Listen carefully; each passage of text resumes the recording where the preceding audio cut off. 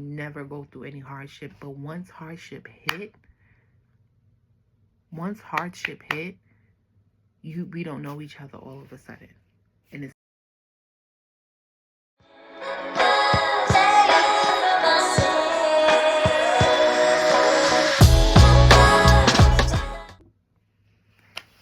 so, welcome to my channel, Flawed and Content. My name is Danielle. I actually have notes today.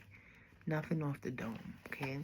So today I was reading the Bible, and it's so crazy that because I was reading the Bible, I came across 1 Samuel, probably like 16 through like 23, right? And this is a period with Saul and David. Saul is trying to take out David because David is that man, and Saul is jealous that David's about to take him over and stuff like that, take his place. So I'm reading it, and just this morning I had come across some videos about women realizing that their men were poisoning them in some shape or form, through ingesting certain type of chemicals or whatever the case may be. I didn't watch the whole video because I was just like, it's going to be on that basis of a man just totally disliking a woman, right? And this is why I say it's very important for friendship, because it'll expose that person's heart. You know what I mean? It will expose them in the most subtlest way, and you need to pay attention. Discernment, because discernment picks up on the most subtle things. This is why your discernment is important, because it picks up on the most subtle things. It doesn't have to be grand. It doesn't have to be large. It doesn't have to be anything. It has to be, it's subtle. It's subtle things that you will pick up on and pay attention to and realize that this is in this person's heart, right? You realize that it's in this person's heart. This is why Cain was busted by God, because it was just that little subtle thing that God noticed, that he's not giving me his first. He's giving me what he wants to give me. You feel me? I forgot what he gave him, but I forgot. Let me see what Cain gave him. Hold on.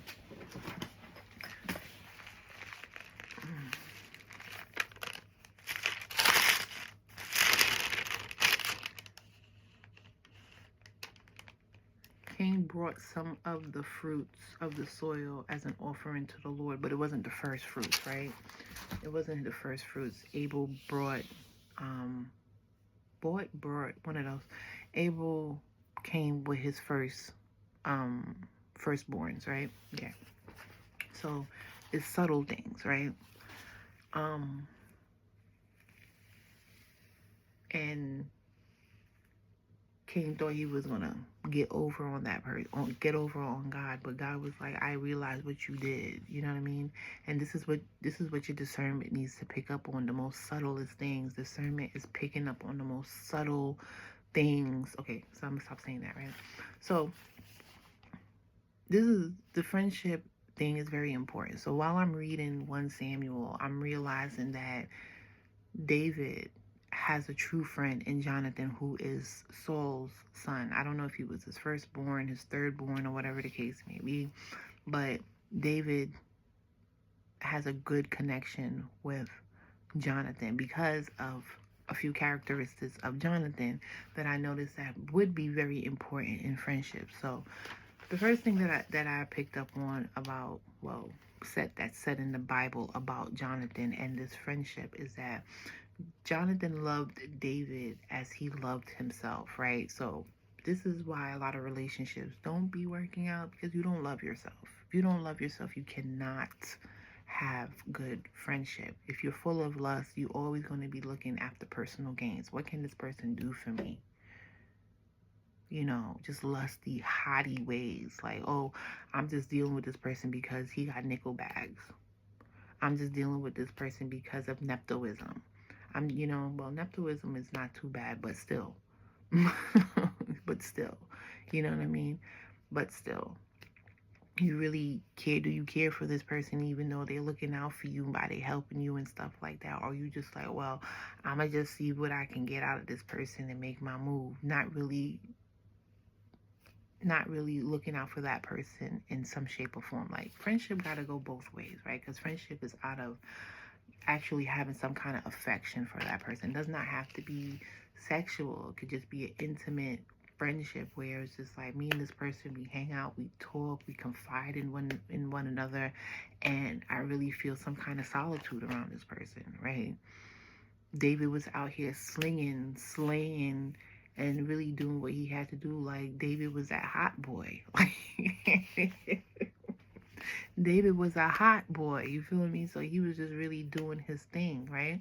So a second thing that we seen in Jonathan when it came to David was that he protected David from, I mean, he protected David from Saul, right? He was like, why you want to kill him? Like, he didn't do anything, you know. If it wasn't for him, XYZ. If it wasn't for this, XYZ. If it wasn't for that, Goliath will still be out here talking smack. So why you want to kill him? What's up with that? You know what I mean? He got him out of harm's way, you know. They had like little code words and stuff like that. Got him out of harm's way to make sure that he was okay, because Jonathan realized what Saul was all about, right? Another trait, characteristic, friendship trait that was seen in Jonathan when it came to David was that he stood up for David. He stood up to Saul, and Saul was his father. He was like, yo, what's the problem? You know, what is the problem? Why are you after him like this? Right? Why are you trying to get at him that way? Like, what's really is the problem? Right? And then I kind of slow down just now because I'm thinking to myself, it's protected and standing up the same thing. But no, like in the Bible, we've seen that Jonathan really was like, you know, they came up with codes to like go, you know, go or come. It's either or, you know what I mean? Like, or um Jonathan would say like, he, you know, he's going to tell me stuff, so therefore whatever he tells me, I'm coming to tell you, you know what I'm saying? So there is a difference, right? They made a covenant with one another. I'm, you know, whatever I find out, I'm going to come and tell you, because you need to know this information so that you can be 10 steps ahead. You need to be protected. You need to be out of harm's way. You know, you won't need nothing but good, and therefore you're going to be protected. So I don't want nothing to happen to you. That's number 4. They made a covenant. 18:3. 1 Samuel 18:3. I actually have notes. I'm proud of myself. Right? And Jonathan made a covenant with David because he loved him as himself. So if Jonathan loves him as himself, like Jonathan ain't trying to have nothing happen to him, to himself. So therefore he was like, listen, I got your back because I love myself. Right? You treat people how you want to be treated, right? And we already see that David is about his people, so therefore it's not hard to see that, right? So that trust is earned, and that's another thing when it comes to friendship. Like you have to earn people's trust. You can't be like, oh, that's my friend. Next thing you know, you turn around, that person is really trying to get at your neck. You thought that they were your friend. How often do we see people go away with people? They look out for people, like that female, I don't know her name, but they went away and they bodied her. She paid for the whole trip. She put up money and all that type of stuff. She made sure everybody was comfortable, but they bodied her. Huh? What are you talking about? Right? You don't really know where people's hearts is at, right? Because that trust was not earned. You don't know who you dealing with because that trust is not earned. Another thing that Jonathan did for David was he spoke highly of him. Anytime that Saul tried to put him down or was after him, it was like, yo, he looked out for all of us. When it came down to marrying my sister, you said 100, he came with 200 foreskins. What's up? Why are you playing him? Why are you trying to belittle him? Why are you trying to make him look like he ain't about it? You know, because you washed up. You feel me? So why you like that? Another trait in Jonathan was that he kept his word. You know, he could have easily told him to come, it's all good, or whatever the case may be. After finding out that Saul was angry with him, he could have told him to come, because Saul wanted his head. But Jonathan was like, no, you go, because my father is highly obsessed with you, highly jealous of you, needs you out of here, and therefore you need to go about your business, right? So he kept his word and made sure that whatever he found out, he told him, because trust needs to be earned, right, in a friendship, right? And one of the most important things that Jonathan did for David was help him find strength in God. And we see that clearly in 1 Samuel 23:16. It says right here, and Saul's son Jonathan went to David at Horesh. So they knew, see, the friendship was so full with trust that Jonathan knew exactly where David was. He didn't leave Saul there. He just went there so that he can help him find the strength in God, right? Which is in 1 Samuel 23:16. And Saul's son Jonathan went to David at Horesh and helped him find strength in God. Don't be afraid, he said. My father Saul will not lay a hand on you.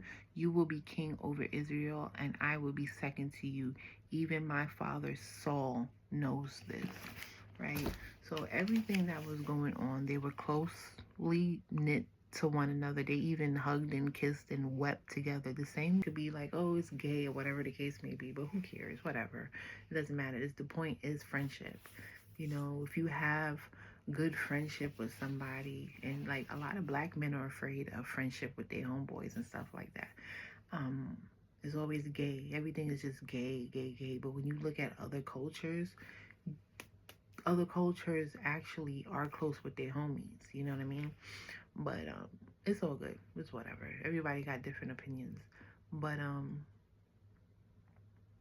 these are signs of a good friendship, right? There was no lust, there was no personal gain, you know, there was no backstabbing, there was none of that, you know what I mean? And this is a good starting point for what friendship should actually have in it. You know, somebody that's out to strengthen you in God, if that's your forte. You know, a lot of people are not like, oh, I'm not trying to be holy and all this type of stuff. That's cool and everything like that. It's not impersonal, but I look at the Bible as enlightenment, and enlightenment is always good when you're dealing with people, so that way you don't really become erratic and crazy and stuff like that. Like, you have a basis, a foundation to build off of when you're interacting with people, right? But these are the points that I have seen in friendship that would make a good friendship. This is why I say put yourself in the friend zone, so that way y'all could build on certain things. And I really believe that friendship builds off of hard times, right?